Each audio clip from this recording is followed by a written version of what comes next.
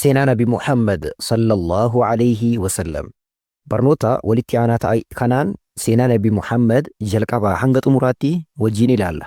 Namni seenaa isaanii beekuu barbaaddani barnoota kana tokko lama jenneetiin eegalaa jirra. Hamma xumuraatti nu hordofaa.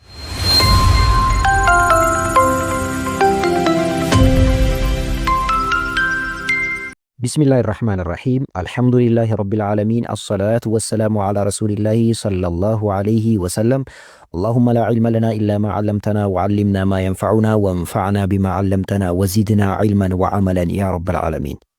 سينا على علمنا ما سينا أرجي الدنيا سينا باتي الدنيا كنا نبي محمد صلى الله عليه وسلم سينا إساني وجيني لله برنوت نكوني برنوتا اتفوفاتا إيرا إن شاء الله سينا إساني guyyaa kam akka barannu wajji isinitti himaa. Ammaaf faayidaa seenaa isaanii baratuun qabu maal bu'aa jireenya keenya keessa nuuf qaba ka jedhu inshallah wajjin ilaalla nu hordofaa. Siiraa yookaan seenaa Nabi Muhammad sallallahu alaihi wasallam beekuun faayidaalee gurguddaa hedduu qaba. San keessaa faayidaan tokkoffaan maalidha? Seenaa Nabi Muhammad sallallahu alaihi wasallam madaala yookaan miizana dalagaan ilma namaa fudhatama argachuudhaaf yookaan deebifamuudhaaf madaalli maalidha? Karaa yookaan seenaa Nabi Muhammadiiti sallallahu alaihi wasallam. Karaan Nabi Muhammad irra turani karaa fudhatamaa ta'edha. Karaan Nabi Muhammad sallallahu alaihi wasallam irra hin turin immoo karaan isaan hin dalagin adeemsi isaan ittiin hin dhufin sirriidhaa miti jechuu. Kanaaf dalagaan nama tokko fudhatama argatuudhaaf maal ta'uu qaba? Karaa Nabi Muhammad sallallahu alaihi wasallam dalaganiitiin irra dhufan irratti dalagamuu qaba. Sababa kanaaf seenaa isaanii yookaan siiraa isaanii beekuun dirqamaa jechuu. Inni lammaffaani eenyummaa fi maalummaa caalaa ilma namaa beekuudhaaf. Wallahi mee xiinxalaa. Ilma namaa addunyaa kanarratti uumame keessaa caalaan kadachii kanarra dhaabatee deeme keessaa caalaan Nabi Muhammadi sallallahu alaihi wasallam. Ilma namaa ta'ee Aadam irraa kaasee haga xumuraatti nama ilma namaa uumame keessaa ka uumamuuf deemullee keessaa caalaan Nabi Muhammadi sallallahu alaihi wasallam. Caalaa ilma namaa kana caalaa ilma namaa kadachii kanarra deeme kana seenaa isaanii beekuun dirqama nutti ta'a. Hordofaa isaaniiti ofiin jedhaa garuu seenaa isaanii wallaaluun sirriidhaa miti jechuu. Kanaaf nabiyyiin keenya sallallahu alaihi wasallam hadiisaa yoo dubbatan maal jedhanii ana sayyidu waladi aadama yawma alqiyaamati walaa fakhra jedhan hadiisa birootiin. Ani ilmaan aadam keessaa sayyinni yookaan caalaan mataan anaa jedhanii guyyaa qiyaamallee duniyaatti illee akkasuma. Nabiyyi sallallahu alaihi wasallam caalaa ilma namaati. Caalaan namaa Nabi Muhammad caalaa ilma namaa kana seenaa isaanii beekuun dirqamaa jechuu. Inni sadaffaani Qur'aan akka hubannuuf nu qarqaara. Namni seenaa Nabi Muhammad sallallahu alaihi wasallam sirritti hubate Qur'aana sirritti ni hubata.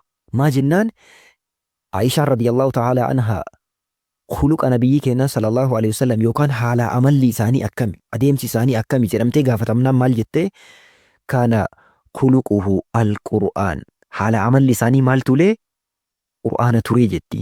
Subhaanallah. Namni seenaa isaanii sirritti hubate Qur'aana kana sirritti ni hubata. Nabi Muhammad Qur'aanuma dalagaadhaan dachii kanarratti dalagaa turanii jechuu. Kanaaf jireenyi isaanii guutuun maali? Qur'aanatti dalaguudha. Sababa kanaaf seenaa isaanii beekuun Qur'aana hubatu nama qarqaaraa jechuu. Inni afraffaani sahabotaa wal nu barsiisa. Caalaa jaarraadhaa caalaa ilma namaa ka ta'an sahabota hordoftoota Nabi Muhammad sallallahu alaihi wasallam hiriyoota isaanii wal nu barsiisa.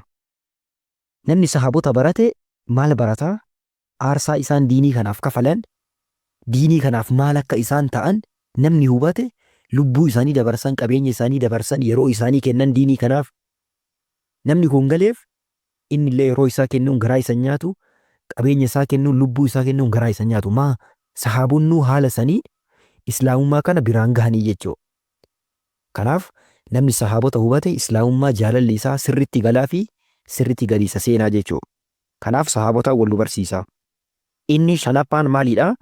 Seenaa Nabi Muhammad sallallahu alaihi wasallam beekuun jaalala isaanii namaaf dabala. Wallahi seenaa Nabi Muhammad dubbisee jaalalli isaanii dachaan naa dabale. Maaliif jennaan waan isaan diinii kanaaf ta'an waan isaan nuuf ta'an yoo ilaalu wallahi jaalalli isaanii qalbii keessan na dabale. Nabiyyiin keenya sallallahu alaihi wasallam abbaa qabeenyaa turan qabeenya itti dhaban, ilmaan ofii itti dhaban, itti buruqfaman, itti dhiigfaman.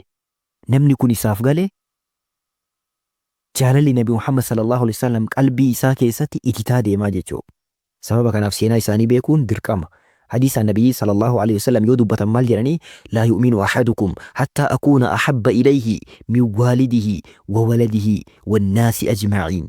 تكون كيسني أمانو جراني هنغان إسابيرة تجالة ما تأوتي إنو انشالا حدا حبا إسا چالا إلمان إسا چالا إلمانما هند چالا أنا غا إسابيرة جالة ما تأوتي هنا أمانو جراني أمانو راف موران سابيرة جالة ما تأوك أبا جران النبي صلى الله عليه وسلم.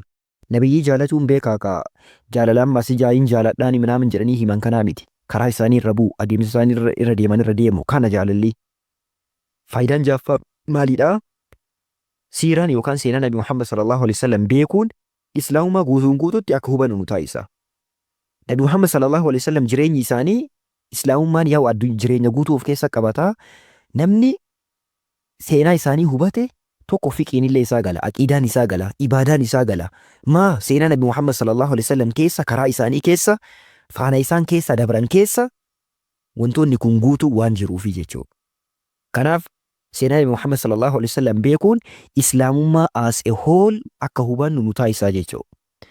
Seenaa Nabi Muhammad beekuun kanaaf dirqamaa jechuudha. Rabbi nama seenaa isaanii beekuun haa taasisuu, Rabbi nuuf haa laaffisu. Seenaa isaanii hubatuun wallahi baay'ee barbaachisaadha. Inshallah barnoota kana haala bareedaadhaan itti fufnaa. Barnoota dabalataa yoo barbaaddan yuutuubii keennan beektanii Mujaahid Fillah kana subscribe godhaa. Tiiktookii Mujaahid Fillah 2 jedhu dhaqaatiin follow godhaatiin achitti illee barnoota hedduu hordofaa. Telegiraamii irratti @Abduu Islam Apologist barreeffama kana barreessitanii osoo join gadi tuqxanii isiniif baasaa. Feesbuukii irrattis Mujaahid Fillah jedha barreessaatiin inshallah feesbuukii illee eegalutti jirra. Nu hordofuu dandeessanii galatoomaa. السلام عليكم ورحمة الله وبركاته.